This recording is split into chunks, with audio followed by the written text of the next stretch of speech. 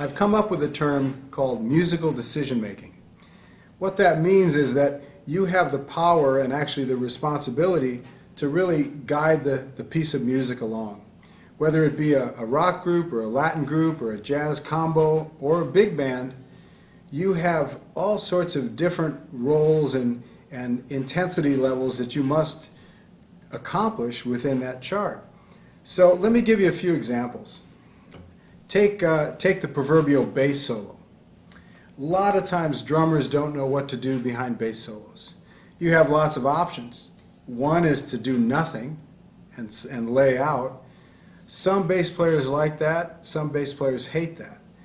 You have another option to kind of lay in the weeds and just give them hi-hat, boom, boom, boom. You have another option to accompany with light brushes.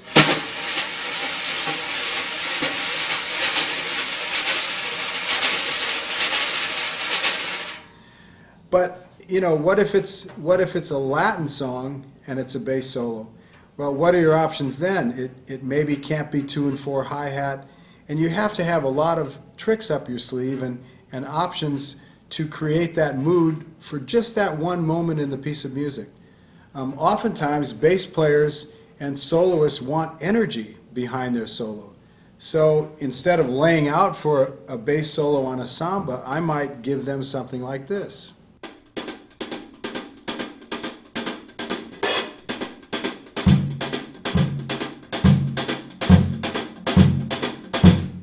As the bass solo grows, so must your accompaniment.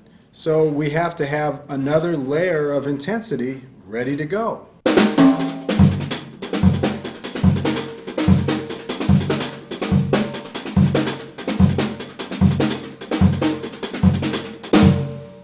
What if it goes even further?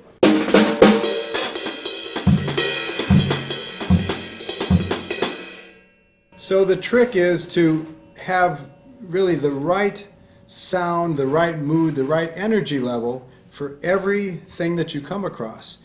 We have an intro of a tune. Well, in an intro of a tune, sometimes it's not real heavy. Sometimes it's what we might call transitional. So we don't want a heavy, you know, all guns blazing. We want maybe just one sound, like the hi-hat, for example.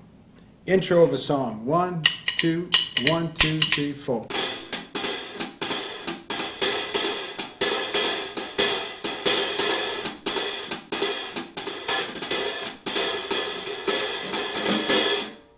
The great Buddy Rich used to start a lot of songs that way, and the Basie band, a lot of times with the Basie music, that started on the hi-hat as well, because it gave the tune a chance to grow and a chance to breathe. If you just went into your stock jazz beat without those considerations, it would be very confusing. Under a sax solo or a tutti section, you want to create a foundation. Under a soloist, you want to create energy. Under a shout chorus, you want to create excitement and power. So it's this decision making that really separates, I think, the drummers who are really listening and who are really trying to create the perfect support for whatever is going on. So that means you really have to know your players. When I play in groups, I really try to hone in on what does that piano player need from me? Does he need a china cymbal and a lot of snare drum? Probably not. Probably needs a flat ride cymbal and maybe some really light snare drum work. So I really customize how I accompany all the individual players in the individual sections. So your goal should really be to make everyone sound better.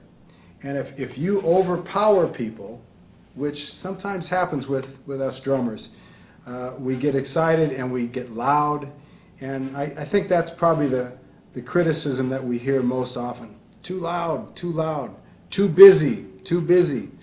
Well, that's probably true a lot of the time. So we have to keep control of our dynamics, keep control of our busyness or our density. You know, we play too much. And just break it down to what is the perfect groove for this section and what is the perfect support for this soloist, and how can I make everybody sound better. If you can make everybody sound better in a group, you will work forever.